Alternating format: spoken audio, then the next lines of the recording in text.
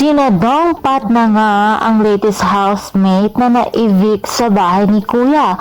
Emosyonal na naman ang mga housemate at ang mga supporters ng Dongpat. Gayunpaman ay masaya naman sina Dongpat na naging bahagi sila ng Pinoy Big Brother Gen 11.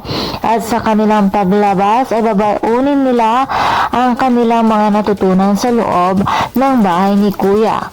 Ngunit, kung kayo naman ang tatanungin mga chikadoras, deserve nga ba nila ang ma-evict?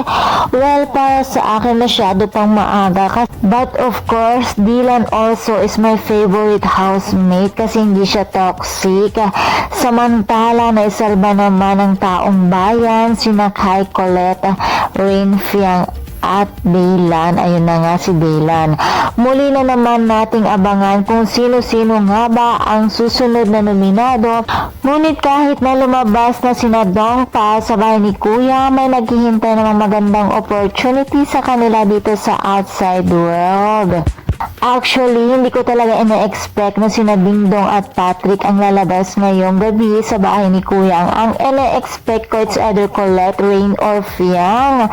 Diba? Dahil nga naman ang lakas ng Dongpat and isa talaga sila sa pambato ko sa Big Four. Gayunpaman, kahit na lumabas na ang Dongpat, ay marami naman tayong natutunan sa kanila.